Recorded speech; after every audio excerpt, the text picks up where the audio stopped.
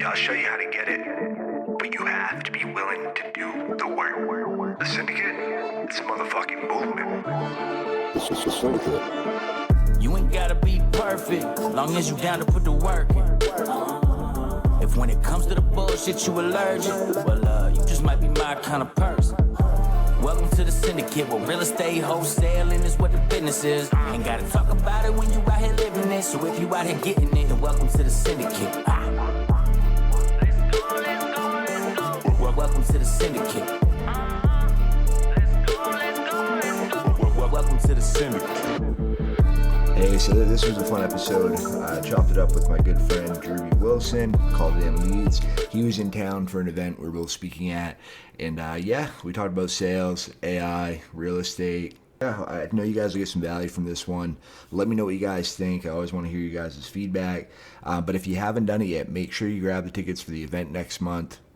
Go to freewholesalinglive.com.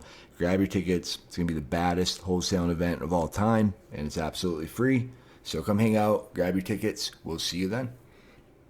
I like it. I've been digging the live format. Yeah. Like in person, just like talking to someone. It's let me make sure my mic's good. But yeah, it's like I don't know. The conversations are more natural, I guess, because you're in person. It's so interesting how, like, since 2020, when we all got so used to using Zoom that, like, that was kind of the standard. Mm-hmm. But when you start getting back in the room with people and there's a different energy, it definitely comes through. Yeah. And I think that's one of the things that when you look at podcasting, you know, you've done probably 1,000+ different podcasts or videos online at this point. Mm-hmm. And so when you get to building an audience and you're having these conversations, it is more fun when you're actually in a room. You can feel that energy. The vibe kind of picks up differently. And I think that's one of the funny things, too, about sales is everybody's kind of gone to this virtual side of sales, too, where you can't read the body language. You can't see the tonality. And so it's really made a lot of professionals have to step up their game and understand communication and linguistics on a deeper level. But I still think that, you know, there's something to be said about getting in that room and having the right conversations with the right people. 100%. Yeah, it's like kind of what we were talking about yesterday. I don't know if you caught the panel I was on, but just I think with AI and everything, all the more and more technology shit as we get more separated, I feel like people are going to crave more and more for, regular old school just fucking talking. Yeah, well, and, you know, we had kind of been talking about this. I don't remember if it was at dinner or at one point, but, you know, think about how many people right now are paying a subscription to have an online relationship with a chatbot. Like, wild. They don't know that they're talking to a chatbot, or it's like, you know, one person running 76 accounts. Well, some of them do, but that's a different. They have AI bot that you can't that's you know. But the interesting thing is that there's such a dynamic though, because at some point people they reject that human connection because whether it's a taboo or they're introverted and they just want to be kind of like their own little weird self, which no judgment, we all have our own things, but there's still a time where they crave that human connection, that interaction. And so often, you know, and I don't want to go too far down the rabbit hole, but you find that even those individuals that for me personally, right, I'll just talk about myself to make this easy. There are times when I prefer to work with an AI bot or something that I know I can feed specific chat prompts or responses because it's going to get me to the thing that I want faster, versus sometimes it's like, I don't want the bot. You're just giving me the same repeat instructions over and over, and I've done all that. I need human interaction because your level of computation or whatever they want to consider it, it's not able to understand the communication pattern. And so it's still... I mean, we talked about how AI is, you know, will it ever take over a sales position? Yes and no, because there are certain things where it's like, I don't really want to deal with a person. Like, let me just do what I need to do, give you all the information you need and spit it back out at me. Yeah, I'll pay for speed. And also, sometimes it's like, no, I want to feel this out before I make a decision. And a robot can't give you that emotional connection. And that's where getting in the room and having that more personal connection is still going to be so powerful over the years. Yeah, I love that. Let's break that down more on top of that. And it's such a fun topic. Like, will AI take over sales? Like, because it's taking over so many jobs people didn't think it would take over already. It's fucking wild. And yeah, I mean, it's not. So what do you think? You think it's just going to... I find it's really interesting because, you know, there's such a large segment of the world who still doesn't even understand AI. Right. You and Or I are, sales. well, or sales. That's another conversation. But thinking just at a bigger picture of most people understand sales. Yeah. They either appreciate sales or they hate sales. Yeah. I used to at one point feel as though I hated salespeople, but what I realized is I hated a certain style of selling. Right. More high pressure, more like guilt, shame. Yeah. That's not how I like to Timeshare operate. salesman. Well, and yeah, but that it worked. Yeah. And that's the thing is it's not to, go against somebody who's using a tactic that works for them, but it wasn't for me. Right. And I think that's where, from an AI perspective, you can train them to have more specific tendencies. You and I have worked on these together, right? It's Yeah. like, hey, I want it to be more empathetic. I want it to have more confidence. I want it to have a certain level of education. And also, what's really difficult about that is what we're trying to create is a version of someone or a conglomerate version of like a Frankenstein, essentially, of these different people we've met who we liked their attributes. And it's almost impossible to take the recipe that made you who you are or made me what I am and recreate that because of the level of experience that we have on a personal and professional level. You never know when there's one conversation deep down that you had a decade ago that could be the difference in this one conversation right now, where all of a sudden your unconscious mind snaps and it's like, hey, dummy, remember that one time you talked to that guy and he told you that thing and you're like, oh shit, that's brilliant. Yeah. You can't give that to the AI. And even if the AI searches its archives, it doesn't have the same synapses. It doesn't have those same connections to bring those things together like a puzzle. And that's ultimately what we're doing in sales is solving puzzles for people. We're trying to take what little bits of information we have and use our prior skills and knowledge of life in general and our business model, let's say, and string things together to make it make sense. Yeah. No, I think it's a great point. I think especially where it is now. And I think the crazy thing, we just have no idea like where it's going to go. Like, because we're still like, it's like day one. It's like a baby. It's a toddler now. I don't know. But it's, I think we haven't seen much yet because there's still, I don't know. There's, have you heard about what happened with like the whole shake up with the CEO? He was like Sam Altman, he was out, he's back in, he's out, he's back in. I've only heard little bits and pieces. Again, I kind of live in my little bubble. But I've seen where, he's kind of been out and been back in. And I think there's probably, if I put on my tinfoil hat, because that's kind of what I look at in these big picture things, is like, it's a money thing, right? Yeah. Follow the money. Why would he be out? Well, people were worried there was issues. So it's like, but let's bring in a new round of investors because he's not here anymore. And then all of a sudden, well, guess what? He's back because he was ultimately the one with the information. But we got your money. So bait and switch, got to do what we got to do here. Yeah. I could be totally wrong in making this up. I don't know. Please don't, Right. I would never do anything crazy to myself. I love my wife and my kids. However, that's just my thoughts on what it could be. What do you think? So the rumors are, I don't know, these are just rumors that are going around, but the rumors are that like it was an ethical thing. Like, so the person was supposed to be the head of ethics, that the Ilya or whatever that like got him out, that's doing their own thing now. Supposedly they had like crazy breakthrough. And it was like, what are the ethical ramifications of it? Because like there's supposed to be the general intelligence because right now it's just a language model. It's just class the shit. But yeah, it's supposed like when it's, supposedly there's a breakthrough, and then they haven't talked about it. And then like Elon Musk even said he was on a big, I forget what it was, but he was on a big platform, and he's talking about it. He's like, they need to like fucking tell us either it was or it wasn't. Like, what happened? Like, why did, like what happened? Well, that happened? There's, and this may be my sheep side showing, but also I think big picture is there's a certain level at which you cannot share certain information with people because they can't process it. Right. We talked about the ability to bring together different synapses and experiences to understand the gravity of a situation or a problem. The majority of people, man, as you know, when we're writing copy, when we're creating sales letters or trying to build websites, we have to write at like a 5th and 6th grade level. Yeah. That's the generalized intelligence of the world. And again, it's not to say anything bad. It's just if you look at the law of large numbers, this is how it works. Yeah.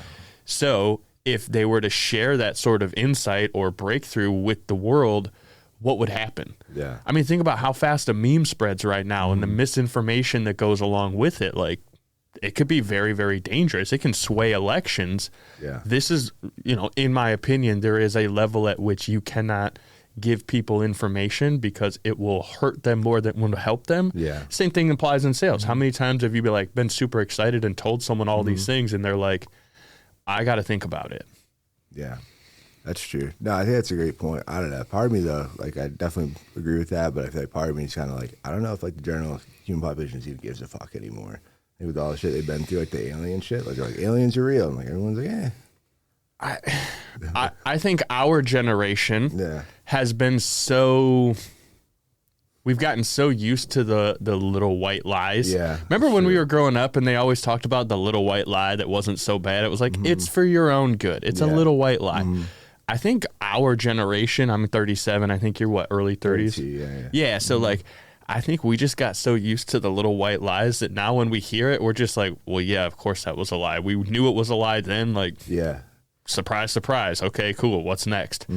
Not to say that it's okay to lie or that we don't, still get surprised now and then, but we're just jaded. We're very jaded. That's a great way to put it. Yeah. This is like, I don't know you're being honest with me now.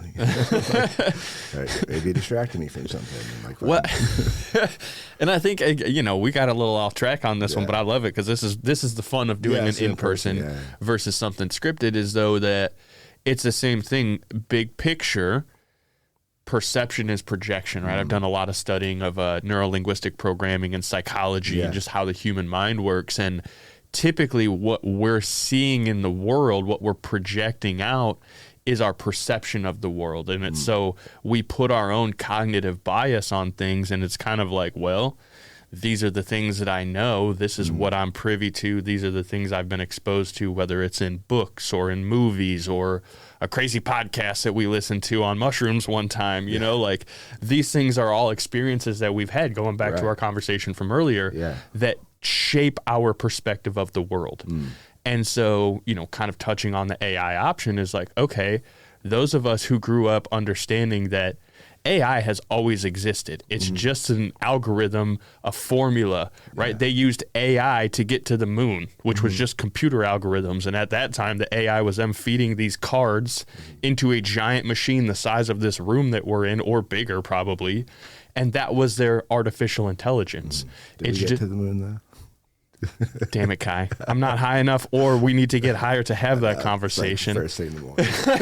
It's 10 a.m., dog. I don't know if we're ready for that yet, or they are, wherever you are and listen to this. But that's the thing, right? Now the conspiracy, did we actually go to the moon? What's the proof of that? And we could really go deep of like, hey, without proof, is it real? Right, But sometimes you got to have a little faith. You got to believe just based on your perception, your experiences of the world. 100%. What's real. Yeah. And I think just kind of going back, so we don't go too off there. I don't know. I watched a documentary. That moon shit's wild. So we can have fun with this all day. I'm sure we went there after, maybe, hopefully. But at some point. That first one looked a little suspect.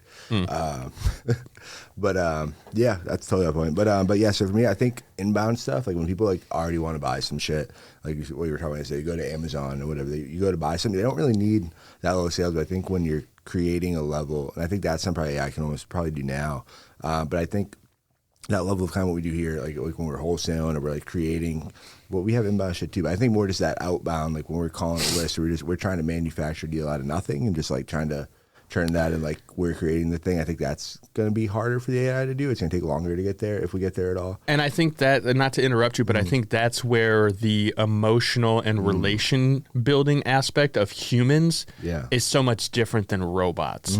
Because you and I can come from two totally different areas of life, two completely different backgrounds. And if we are at any level decent human beings, we can have a conversation and find community, like commonality of some sort. Even if we speak completely different languages, we're from completely different parts of the world. At a certain base level, we are human and we are just built to have connection. And AI does not have that. So from an inbound perspective, the intent is there. It's like, I know I want this. I have to go through the process. As a human, I understand logically I've got to do X, Y, and Z to get the result that I want. Okay. The other side of that is, if I don't know I have a problem that needs solved yet, you don't have that awareness yet. The AI is going to have a hard time getting me to emotionally feel that, because logically I might be like, yeah, I need more money.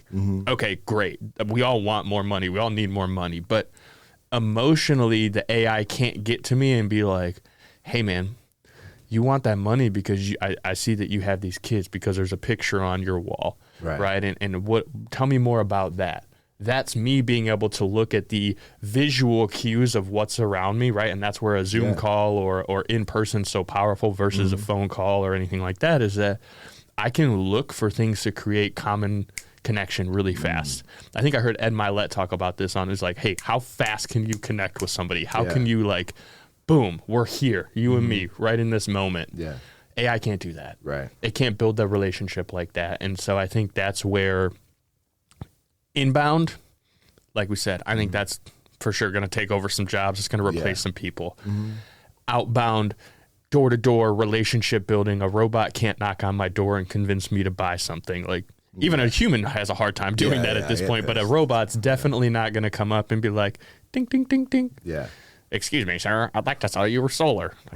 It's not going to work. Yeah. It's so wild. I feel like there's like such a, I don't know. I feel like it's crazy. You got people that are like, I'm only going to knock on doors. I feel like it's like the most, like, obviously it works. It feels super successful with it. But to me, it seems like the most archaic, least technology driven. I mean, they're rolling around in scooters and shit now, but they got, but besides the scooters, but like walking around, it's like the least like technology, like type of prospecting or whatever there is. And they have people deep on the other side, like super into it. And it's just crazy how some people like where they fall into it. And if you zoom out a little bit, big picture, and we had a mentor that talked about, power versus force. Is like, hey, I can do things by putting in force, right? I can knock doors, I can swing a hammer, I can apply this effort, but it requires an immense amount of energy. Yeah. And at a certain level, John Henry could only swing that hammer so long before, the steam train was able to take him out. Same thing applies in the world. I think if you look at, mining operations, in certain parts of the world, there are still humans that swing an axe and dig with shovels because they don't have the technology to apply in that situation yet. Or there's political control, and then we're not going to go too far down that. Throw those little kids down there. Yeah, well, again, that's a bigger picture conversation. Right. But like, if you think about it in your business, same thing applies. At a certain point, there's only so much technology you can apply before human interaction is still necessary. Yeah. Even if you have an auto dialer, guess what? It can dial 1,000 numbers a minute. There still has to be someone to have that conversation because you and I don't want to talk to AI. And there's some really, really scarily good ones out there, right? You had mentioned, hey, go watch that OpenAI summit or whatever. I was starting to catch little bits after you said something scary. So trippy. But still, unless those of us who are educated on the whole topic, we listen for these things, right? We recognize the flag. Our BS meter's like, hold on a second, we're very jaded. I don't want to fall for no nonsense and the little white lies anymore. I guess that's a good point. But older people or dumber people, I'm like, there's like, I don't know, there's a lot of people that are going to get fucking taken for a ride. I feel they already are. It's like they're cloning the voices and shit, but super wild. Let's talk about something else you touched though, because I think we've gone this all day. With the, well, I do like talking about it. Maybe we'll come back. Yeah. But with the power dialers, have you used the power? What are your thoughts on the power dialers? I feel like a lot of people wholesaling like, oh, just use the power dial. Only use power, like call fucking 5 lines at once or do this. And what are your thoughts on that? I think there are, like anything, moderation is the key to life. If you lean too far into any one specific tactic, it's likely that at some point it's going to wear itself out. Right. I think a power dialer is good in the sense of like, okay, cool. You recognize that time is money. So if we break it down, hey man, if I manually have to pick up a phone, dial the number, look in the CRM, put the information in there, make a note, I got to wait 30 to 45 seconds for the phone to actually connect and ring. Because this is time, right? This is the one resource you can't get more of. 30 to 45 seconds for the phone to ring.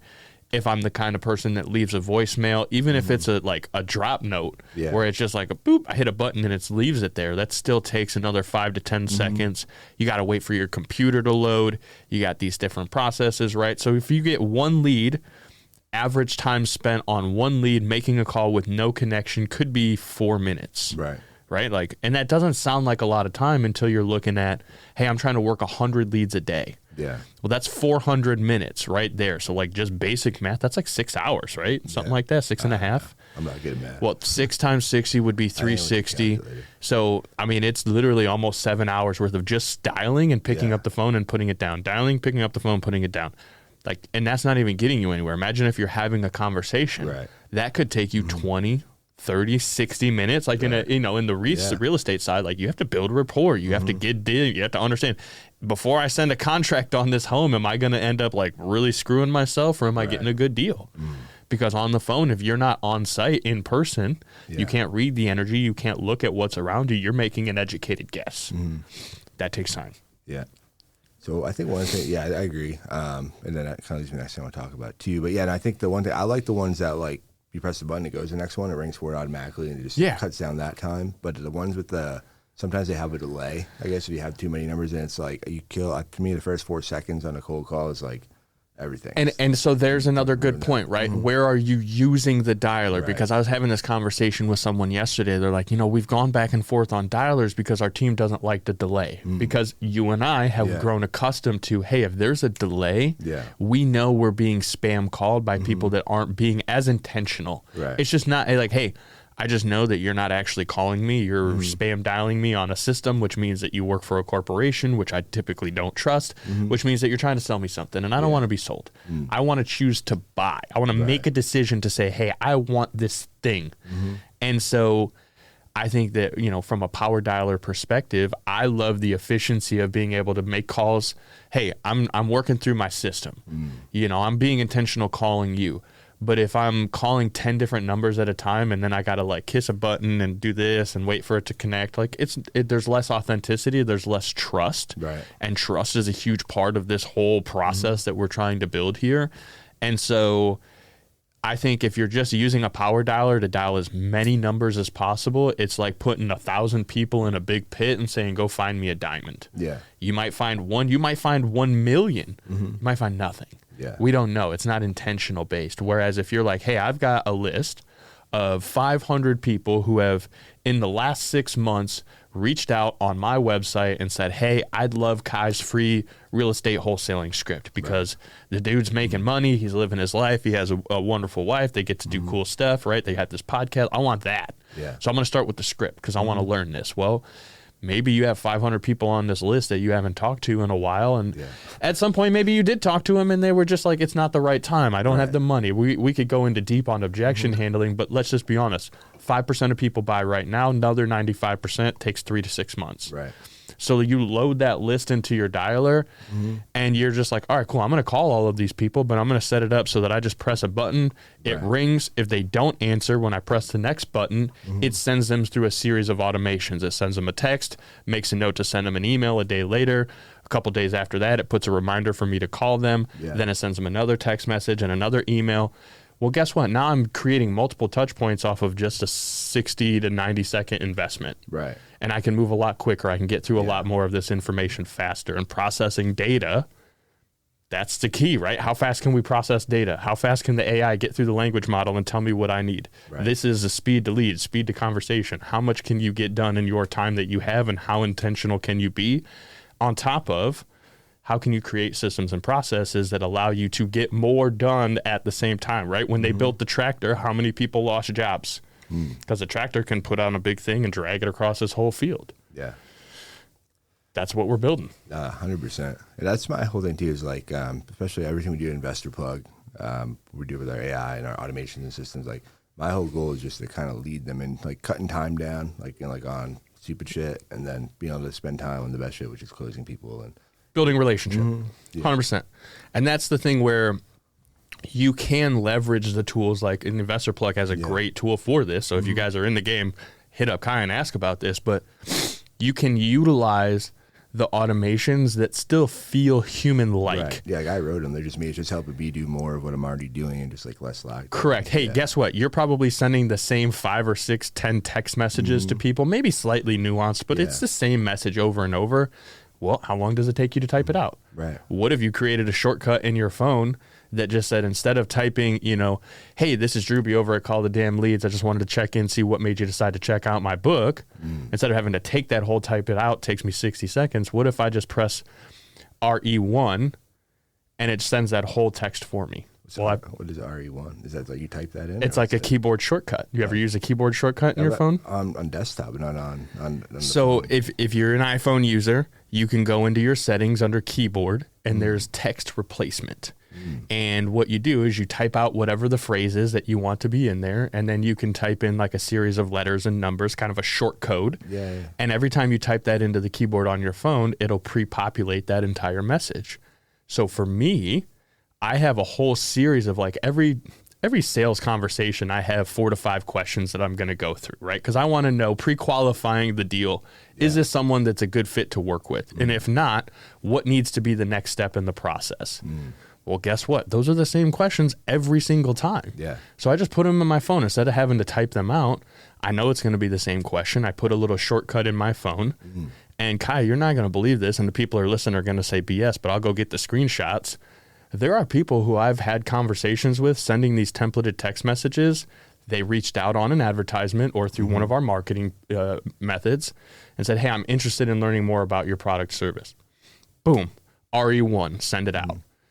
Hey, what made you decide to reach out? Would love to know more. Do you prefer to have a conversation here in message or on the phone? Because I like to give people that option. Because if they reach out in a message, they probably want to talk in messages. They don't want to get on a call right away. So that's one of my secrets first. They respond. Hey, this is what I'm looking for. I saw X, Y, and Z. I want to learn about this. Boom. RE2. Awesome. Tell me a little bit more about your situation and what you're really looking to achieve. That way I can make sure what we do is a good fit for you. Does that sound fair? They're going to tell me more about their situation. Awesome. I know that if you are dealing with X, Y, and Z, which me taking a second to fill that out, our product service is going to do this, this, this, and this. Does that sound like something you'd want to be a part of? That's RE3. They're like, yeah, absolutely. What's the cost? RE4. Wonderful. To work with us, it looks like boom, boom, boom. Here's the cost. This is what we're going to get. These are the expectations. Would you prefer to send us a wire or use a credit card? I would like to use a credit card.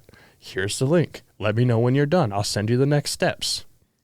Boom. $50,000 paid in full. That's wild. And then I send the next one, which is, hey, congratulations. Welcome to the program. Here are your next steps. And these are all just templated messages. I send the same thing over and over and over. And I've done this to the tune of a lot of money, not to toot my own horn, but simplify it. Make it easy. Make it easy on yourself. Save time. You're going to send the same message. You're having the same conversation over and over and over. Make it easy on yourself. I love that. Yeah, we have it in Investor Plug, but I just think you can do it on the iPhone, but we don't have it like broken down like that where it's like from start to close, the whole finish, which is super cool. We have it for like all the common like shakes with us, and I'd like to get your thoughts on it too after, but my whole thing is like, especially with the cold stuff, because a lot of times they're just pulling them on a list that like maybe they're distressed because they have whatever they have, they're back behind on their taxes or their house is fucked up and they keep getting in trouble with the city.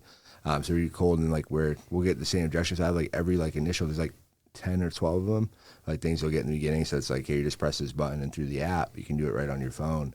But then it's like cool where I'm trying to transition them to a phone call. This is like a bigger thing. Do you think it's like could you technically like on a big ticket item, like them selling their house, or like, do you think you could do it all through text, or do you think there's like a cutoff where like it's like lower entry to do that? Like, do you think it's best to like go for the appointment through text or to go through? I think it's best to ask the person what they want. Yeah.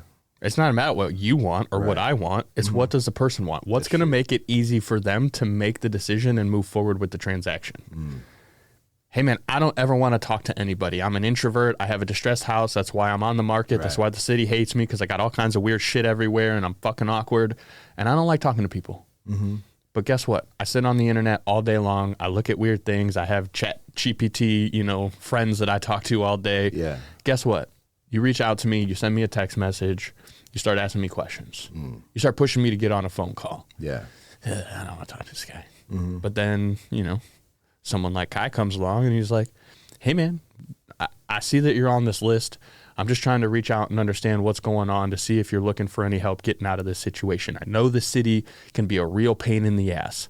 However, this is what I do is help folks get out of the situation. I've dealt with the city, and if you're still looking for help, I'd be more than happy to have an open conversation to see what's possible. Yeah. Leave it out for him. And he's like, well, he might even sit on that message for a couple of days because he doesn't want to respond. This is a distressed property. If you've dealt with distressed individuals, like relationship, timing, you might work a third shift job, and so like the message went out at 3 p.m., but he didn't read it until 3 a.m. Yeah. people don't want to get on a call at 3 a.m. Right? So like even if you have a bot, if it's like, well, cool, do you want to get on a call? It's like, no, it's fucking 3 a.m. No, I don't want to get on a call. This is weird. Yeah. Right? So you have to understand the nuance of people. But if you go in and you're like, awesome, man, would you prefer to have this conversation here in messages or set up a call for this afternoon? He may say, well, I would prefer to chat in messages. Awesome. I totally understand. What's your goal here? Are you wanting to stay in this home? Or are you looking to get out and go somewhere where you can have a little more freedom and do the things that you want to do without the city breathing down your neck? Well, man, I'd like to go and be somewhere where I don't have to deal with this shit anymore. I just don't have the funds. I totally understand. It's a weird time of the year, the market, government, whatever you want to play into, right? You have to ask these questions to get to know who is this person. Guess what? Sometimes people will be really open and vulnerable in a text message that they wouldn't do on a phone call. Right. I don't know if you've ever had that experience, but like... No, I've always avoided it. I feel like, I don't know. It's probably just an assumption I've made. And because I just think, I'm like, oh, there's no tonality, there's no this. And like, I feel like, again, so that maybe I'm like that archaic door knocker or whatever. That person just stuck in my ways. This is how I like to be on the phone because I can hear the tonality and they get what I'm saying and there's no miscommunication or less miscommunication, I feel like. I find, and again, this is something that I kind of learned from a mentor along the way, but just from experience, putting in the reps. There's two types of people. Yeah. There are the folks that really give you short, one-word answers to everything. Yeah. And then there's the people that will tell you their whole life story. Right. They just want to talk. Yeah. They just want someone to listen. Well, God gave you 2 ears and 1 mouth for a reason, big dog. Right. Let those people talk. Yeah, 100%. Shut up and listen. Ask them questions. Keep them talking. And if you listen enough, they will tell you everything that you need to know in order to walk them down the path to getting the result that they want. Not what you want. It's what they want. They want that decision to be theirs. They don't want to be sold on the fact that they have a shitty mortgage that's like 7 months behind and they look really bad to the city and their taxes are overdue and their grass looks like shit. They don't want to be told that. Yeah. They want to be able to say, you know what? I don't like this neighborhood anymore and I don't want to live here anymore because I don't like that the city's on my back anymore. And they just want you to hear them out and walk them through feeling confident and giving them permission to make that decision that they know they need to make, but they felt awkward about it. They felt misguided. They haven't had that education or the individual behind them that said, you know what? I agree with you. I think this is a good choice. That's a great point too. There's a lot of people that as they come in and just like right for the jugular, especially people like extreme stress, like they're about to lose their house, getting foreclosed on, and they're like, it's coming at them like, oh, like chill out. Like, hey, you know what? I've been my back against the wall, and if someone comes at me, guess what? It's going to be fight or flight. Right, 100%. And we can fight. Yeah. Like, and then if you're on the phone, it's really easy to just click and flight too. Hey, and that's the other side of it. It's like, hey, they can fly. And they can fly away from you, or you can fly together in a pack. And what do you want them to do? Yeah, come with me. That's it. But yeah, no, that's a great point. So that's why I feel like when you deal with those ones, it's like, you know, especially newer people, I'm like, maybe just don't handle them because you definitely have to be a little bit smoother and empathetic, and you have to be able to listen and fucking go with the flow. But it's when you can figure that out, it's going to set you above everybody else for sure. But I love it, man. This is fun. You know, and I appreciate the invite to be on here. I know this is like our second one in like a couple of weeks, but one of the fun things about, you know, again, going back to getting in the right room with the right people is there's so much knowledge to be learned, right? You know, you have your syndicate to help new investors and get them plugged in and understanding that there is opportunity. Yeah. You and I have talked about this at great length offline, but like, you know, we don't come from the best background. Our history is not like filled with silver spoons and opportunity. It's, hey man, this is the cards we're dealt and this is what we're going to learn to do. Yeah. But when we started surrounding ourselves with bigger thinkers and folks who have gone down that path and accomplished things in their life through actually doing the work, not just going online and talking about how great it is, but like hey man, I can show you with receipts, here's how I made money, here's how I closed my first deal. Right. This is the stuff that's missing from a lot of individuals. 100%. And that permission to be great, you can find it in a room like this. You know, being in the investor syndicate, I've had the opportunity to go in and kind of learn, like, am I investing heavy into real estate right now? No. But I've got knowledge enough to be dangerous that if I chose to say, hey, I need to make a pivot, I need to go and put in effort in a different area to get a result, I know I can go and apply what you've taught me and it will get results because other people have done it and got results. Not just you, but you've taught others how to go in and get similar, better results in even some cases. And that's what I love working with individuals like yourself is you're very humble enough to say like, here's what I've done. Yeah. Here's what the people I've worked with have done. I'm not taking credit for everything, because you realize like experience, effort, that all plays into it. But when you can have a conversation like this and you can surround yourself with people that are willing to give and share and just say, hey, here's what I know. Here's what I don't know. Yeah. Let's take it to the next level. It's a big game changer, man. And I just appreciate the opportunity to come in and hang out and share a little bit of my knowledge and be a part of your community. Yeah, 100%. And yeah, I still got a bunch of shit we can talk about too if you want to keep going. Yeah, hell yeah, man. I got a little bit of time until I got to get to the airport, so let's drive in. But yeah, I think one of my favorite parts of the Syndicate is like I didn't go in trying to make it the me show or just like, oh, this is fucking how cool I am and I'm the fucking shit. And I don't know. I just don't have that in me, and I don't know. I have like confidence, but I don't have like the need to like fucking look at me shit. And the cool thing is I made sure to invite like people that were like, we have other leaders in there too. Like we have Ashley, like our mutual friend Ashley Herrera. Like she knows a shitload of things I don't. Smart lady. Know. And like I'm confident enough, or I was gonna say humble. I feel like I'm confident myself enough to know that I don't need to know everything and be like, yeah, I don't know shit. That's a great question for Ashley. Like I want to learn shit too, so let's go find out together. I think it's one of those things where, hindsight's 20/20. And as we grow older, right, we're in our 30s now, so we're not young bucks that think we know everything. Like we kind of start realizing like, okay, what are the lessons that I can take away? Because I've got a series of losses. I got some things that I did that really did not work out. Yeah. And you know what's great about that is like you get the perspective of how do you see it? Do you see it as, oh, I'm a failure and I fucked up and I lost this, or I didn't have this money, or like so-and-so got the opportunity instead of me? Well, God has you on a path for a reason. There's a reason you didn't keep that job or that you didn't take that opportunity. There's a reason you went through that struggle so that you could come out on the other side with the knowledge and the ability to say, I'm still here. Yeah. Right? No matter where you are, whatever you've gone through in your life, if you're here with us listening to this show right now, whether it's live right now or it's 6 months, 6 years from now, you woke up today. You made it through whatever it is that you went through in your life. And so now you can look at it and say, okay, I learned that that didn't work. Or I learned that that worked pretty well for a season. And at a certain point, it's like swinging the hammer. Yeah, I can dig a ditch. I can dig. But at a certain point, how far am I digging? Why am I doing the thing? And this was a big awareness for me, and kind of going back to the psychology and the training is like people work in very structured ways. Yeah. That's why having a script is so good, because if you stick to the process, it's like microwave directions. If you take it out of the box and you open the plastic, you put it in the microwave and you make sure that you don't put 10 minutes, you put 1 minute and 30 seconds. Right. Anybody ever done that? Put 10 minutes instead of a minute? It doesn't turn out right because you didn't follow the directions. Right. But if you follow the directions, you end up with somewhat of an expectation of a meal. Is it always great? No. Is it like you made it yourself? No. But you get basic expectations of what the result's going to be. And so what's interesting, though, is that when you kind of start down that path of being like, okay, I don't know what I don't know, but I do want to make some different decisions because the decisions I made aren't getting me the result that I want. Right. So let me go and find some others who have the recipe, at least from what I can see. Because again, nobody's perfect. I'm not perfect. You're not perfect. I think that's what people like about us and why we like working with others is we're humble enough to say, man, I don't got it all figured out. I'm still figuring it out along the way. Yeah. But I'm willing to share the things that I have figured out.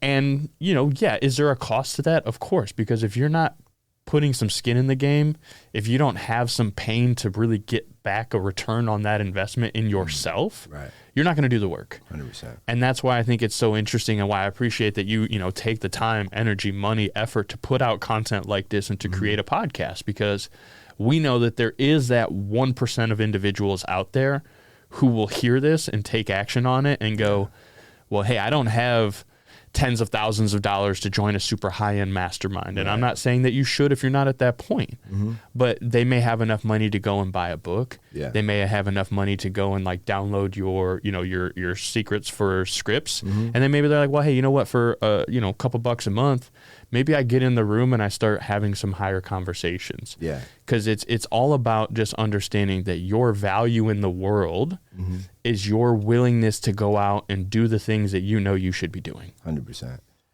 Yeah, that's a great point. That's one of the reasons too. I invited you back, and I've had a couple other guests I brought back. Is I started to realize, I could go the one route, and I could go like let's reach new audiences and let's reach more people. I do want to reach more people and other people as we course. can. But I just don't want to align with the wrong people. Because there's some people, like when I was first starting, I'm like, oh, I thought they were fucking cool and I thought they were legit, and then you find out they're not, and it's like, oh, what the fuck? And then, like, you know, that shit's there forever now. Like, that we were friends. Like, and like, we're not friends. I don't want to go tell everyone, like, not friends. That person's, you know.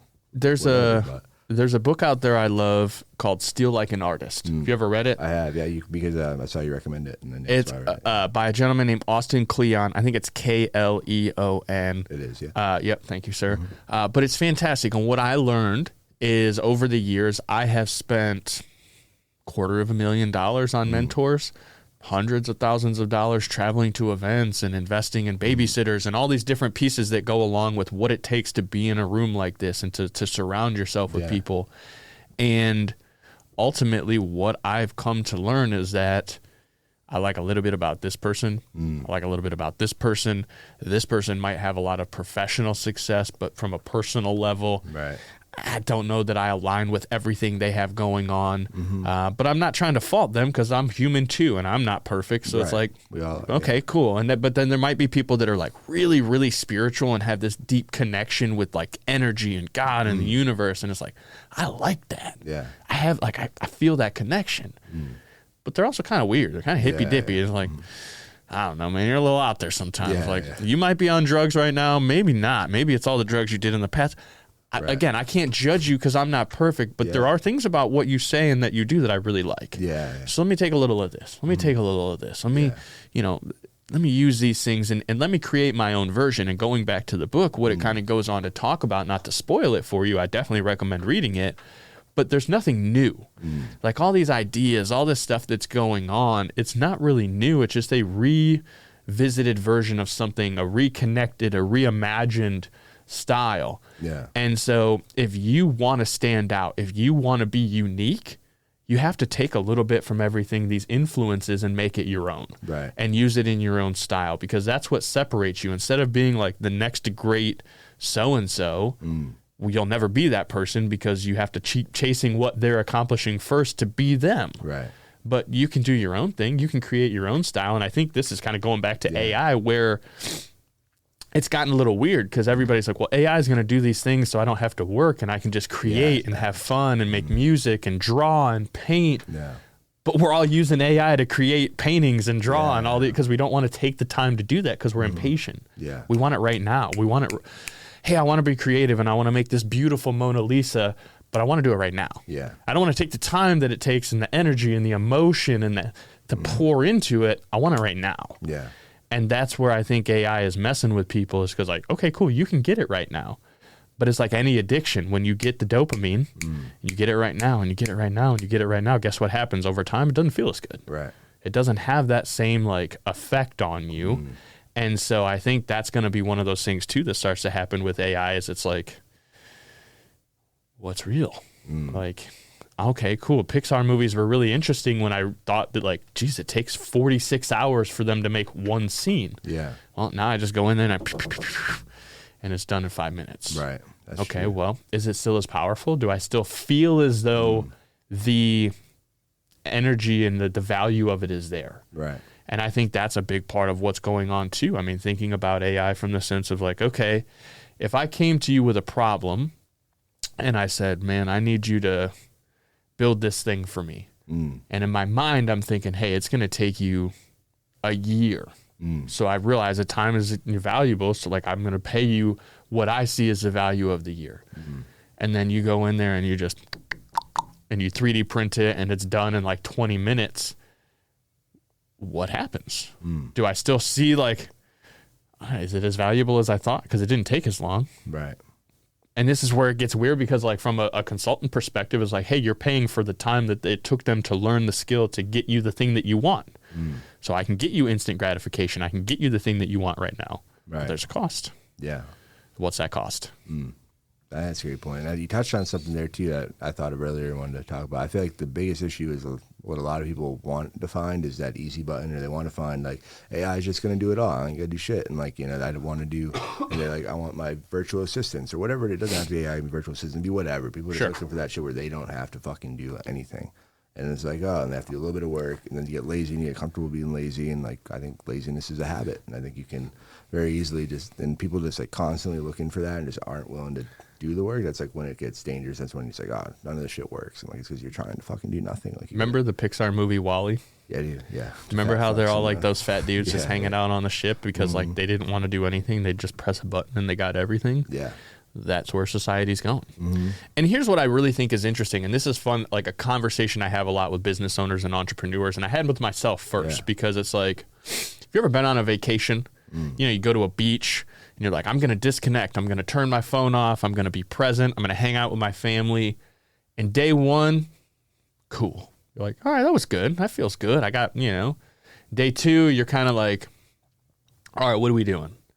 And they're like, all right, well, we're going to do this, this, and this. And you're like, all right, well, I probably got some emails I should check. Because, like, there's downtime. Like, we're not constantly entertained. And then by, like, day three, you've had some time to kind of work some shit out in your mind. You've had a reset. You're kind of, like, sitting out on the beach watching the waves. And all of a sudden, you're like, oh, here's how I can fix that thing that's wrong in my business. Right. And you're like, yeah, so I got 5 days of vacation left. I kind of want to fix that thing right now, though, because, like, I know it's a problem and I know how to fix it.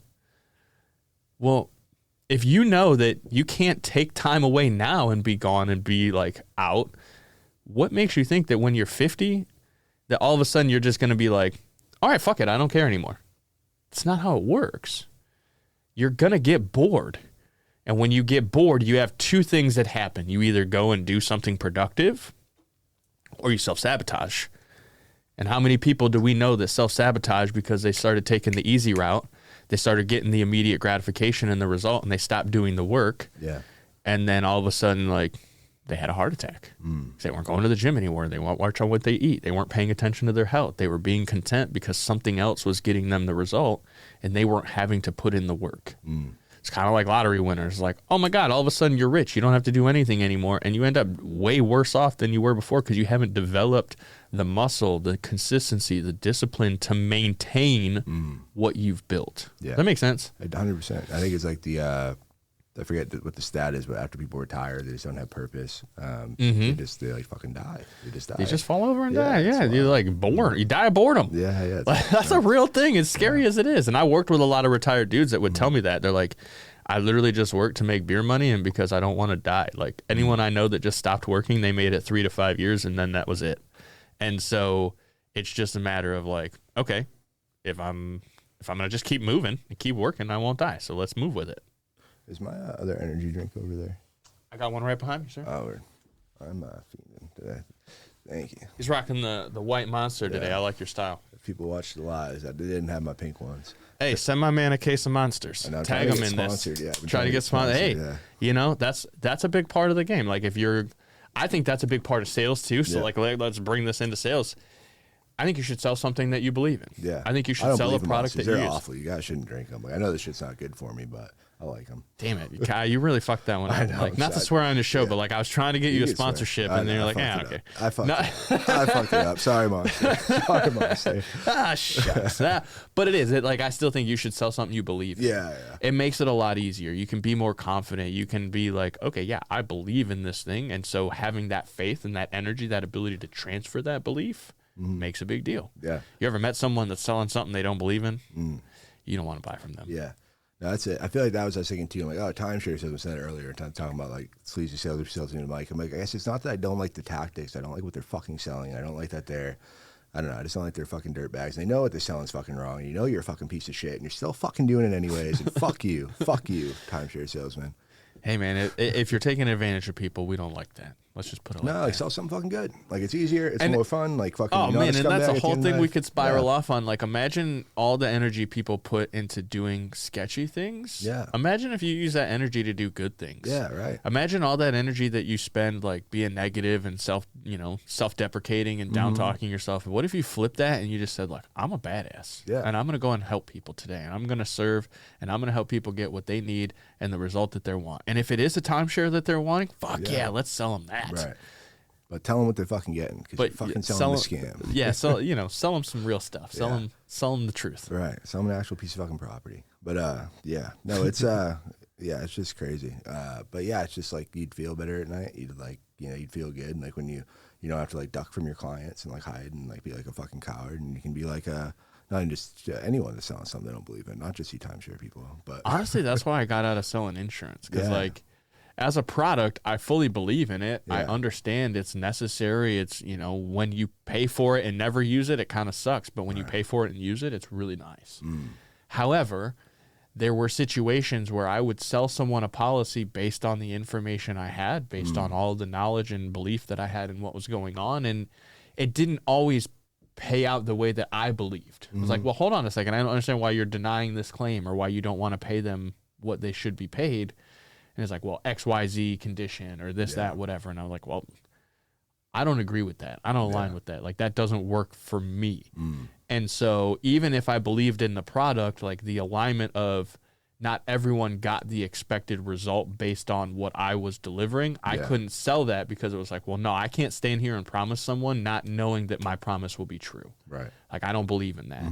Or when they were telling me, hey, you just need to add on a $10,000 life insurance policy to every person that you quote, because it's going to get us better retention and it's going to help me. It's going to help the company protect them better. And it's like, yeah, but what if that's not the right product? What if it, from a real estate perspective, what if like wholesaling their house isn't the right move? Right. What if getting them into a different scenario is a better fit for the client? Even if it's not making you more money, what if it's a better fit for the client? 100%. You now have the option of choosing to be morally correct and saying, okay, I'm going to do what's right for this individual. Yeah. And potentially, have the belief that that's going to pay off over time. It's gonna come back. Or, I'm going to be a scumbag and I'm going to do what's right for me, and you're going to be a taker. And this was a big thing yesterday, right? Takers will take forever, but a giver can only give so far. So you got to find like where, for me personally, I always try to do the right thing for the customer, because I have that belief that whether it's now or when I reach my pearly gates, whatever that might look like for me, that the goodness will pay off in the end. Right. Yeah, no, that's real, man. No, that's so true. And it's, just a better way to live life. I mean, it makes me go to bed at night better. Yeah, sure. I sleep easier knowing the truth. Right. And there's like, even like in real estate, we have like people that like just like put memorandums on people's houses that know they're not planning on closing, and they're kind of like extort them to like do shit. And there's like people on both sides like this in real estate do shady shit. And like why? You give everyone a fucking bad reputation. Because people don't know. Yeah. Because they're not educated. But that's where I give you such props, because you take the time to educate. You create content that helps people understand that there are ways to learn how to get out of situations that you're in. Right. If you're willing to do the work. Because again, you can have all the knowledge in the world, but it's applied knowledge that gets the result. I love that. Yeah. That's great. So I'm trying to coin a term. I want to get your feedback. Maybe I know you're great. I can't call the damn leads. There's so many you're a very creative dude. You're the fucking meme lord. Thank you. Yeah. So I want to get your feedback and help me come up with it. And I was thinking like invisible, I don't know, like, so in jiu-jitsu, there's invisible jiu-jitsu. Okay. So there's like these skills that you can't really explain. You only get it by like feeling it and being in it. It's like pressure. There's like things. There's like when you do it enough, you get enough reps in, like you start to feel it, but you can't really explain it. It's like something like you can't really. It's like a flow state. Kind of like a flow, but flow is more like you're in that mode. But it's more like you've done it so many times. Like for like sales, like tonality, like when you start to understand tonality, but you can't really. You can explain it a little bit, but like for someone has to really hear it and they have to feel it and they have to be in those calls and in those situations. So I'm trying to find a way. Did that kind of? 100%. Yeah. I want to hear where you're going with this. So I want to find what's that term? Like it's not like invisible sales skills, or like kind of like what is it for sales? There's things like that. There's tonality. There's, I can kind of hear just like if someone's apprehension, if it's a real objection or not, or just like you kind of like be able to start to feel like shit. Like you can like what's that invisible thing you can feel in sales? I'm just trying to come up with something like fun to coin that. So if I think about it from like a video game perspective, because I grew up a nerd and I loved playing online like video games, MMORPGs. That was my shit. I had to stay away because I have a very addictive personality. So like me too. I'm trying to be in the top percentage, and if it takes a lot to be in there. So but it was always to me referred to as charisma, right? Is like the more charisma you had, the more ability you had to connect with people, and the better relationship you were able to create quickly. Right. And building relationship isn't always about knowing everything about someone. It's the ability to create positive connection. Yeah. Right? You ever go down the street and you just like smile at somebody and they smile back, and there's that's relationship.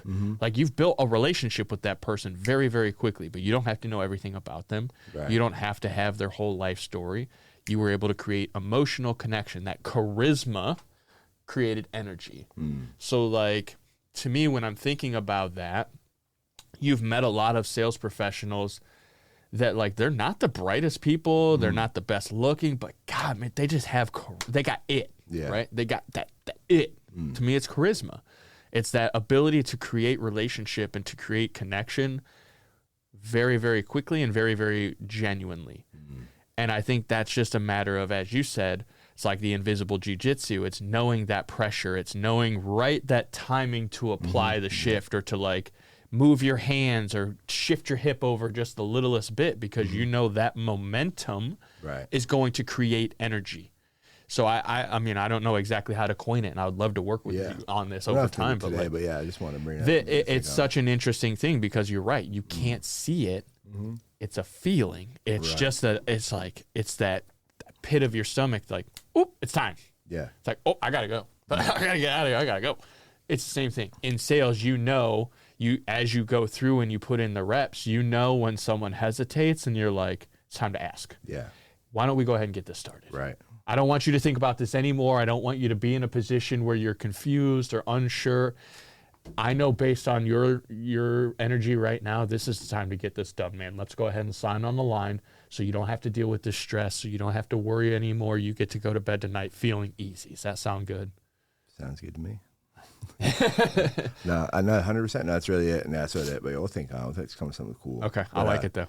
And then so can anyone? One last thing, and I know you got to run. Yeah, so, you're good. But let me know if we go too long to you. And it's so can anyone do sales? Because can anyone learn it? Is like, are there some people? I know some people have more natural tendencies for it, and some I've been asking people that like if I actually respect their sales skills, because most people I fucking don't. They're teaching shit, and they don't even know how to sell their way out of a bag.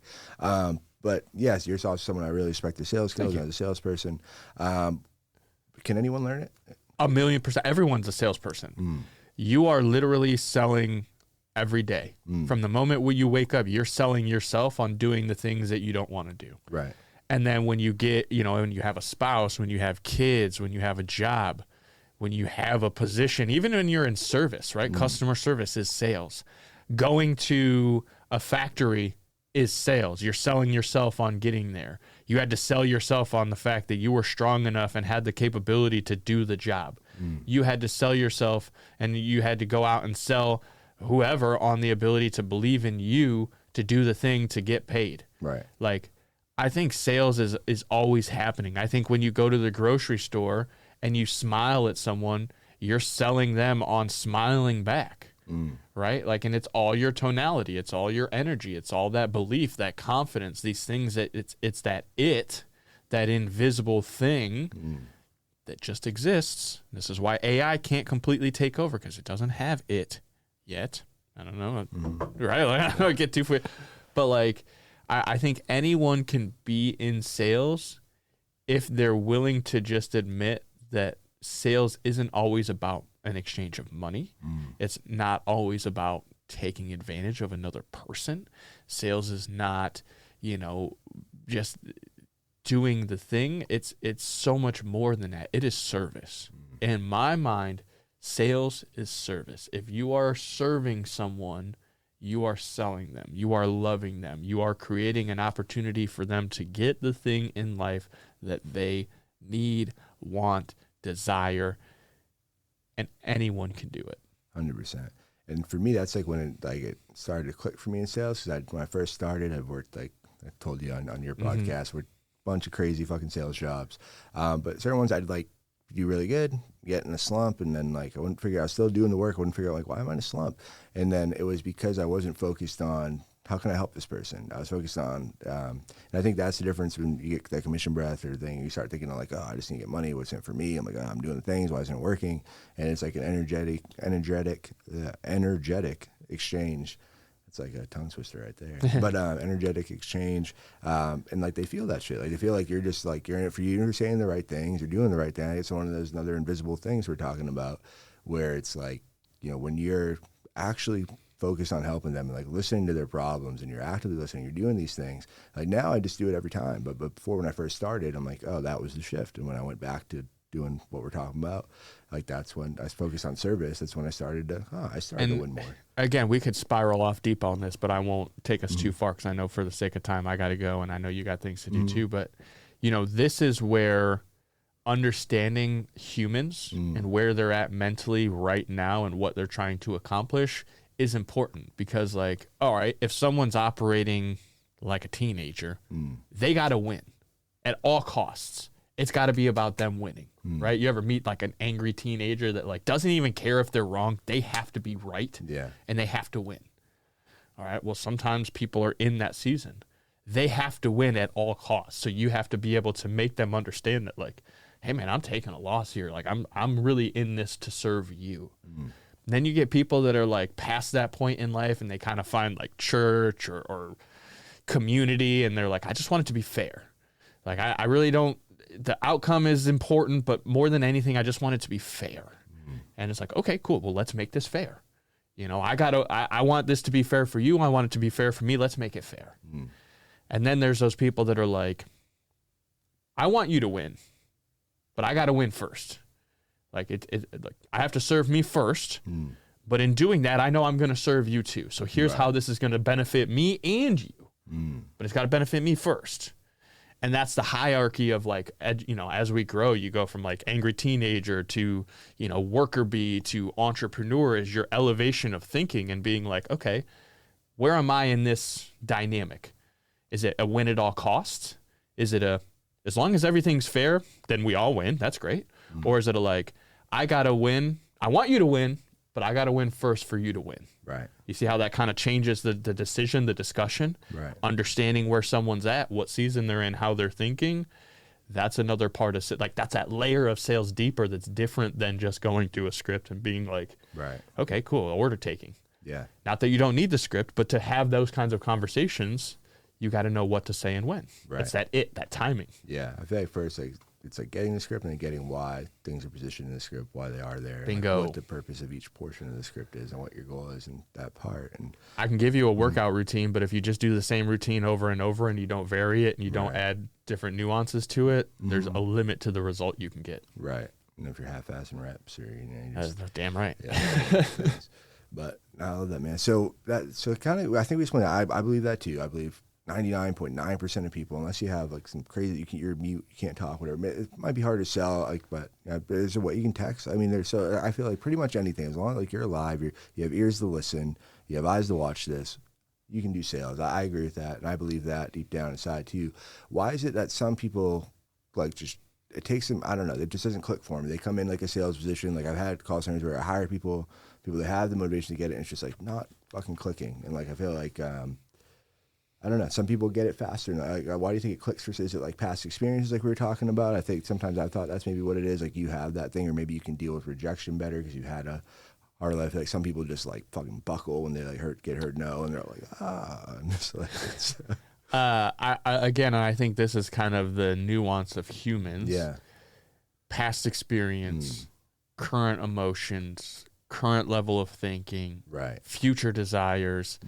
All of these variables play into someone's ability to get the result. Right. And it's hard to, there's people that make bajillions of dollars a year to look at the data points and determine how you're going to act or what sort of things you're going to do. And guess what? They still get it wrong. Right. Because there's no way to really truly tell how a human is going to react in every situation. You can kind of base it on like, I know a few different things, and I know based on previous experience, right, this is kind of the expectation. But especially when it comes to sales, there's the level of rejection you can handle, your willingness to communicate with others. There are like the introverts and the extroverts, where some people just naturally have a tendency to be more outgoing and love chatting with people. You and I believe, kind of tend to be more on the introverted side, where it's like, hey, we've taught ourselves to be disciplined and to go people. But guess what? When we get done with this call, after being at Doug Mitchell's event yesterday and being around a bunch of amazing people and pouring out that energy, we need a recharge. Yeah. I guess. So you're going to go and do your thing today. You and Bree, you're going to have fun. Like I'm going to get on this plane. I'm going to go home. I'm going to ride around on a golf cart with my wife and just like, we're going to recharge because we need that energy. We can only give so much before we have to take for ourselves. Right. And so everyone's going to be a little different on that journey. It's the willingness for you as the individual to say, this is the result I want, and my level of willingness to do the things that I know need done to get the result is at a match of what's required. Yeah. That's it. And it's all a you thing. And that's the hardest thing, I think, for anyone to get past is their own roadblocks. Because you know what's weird?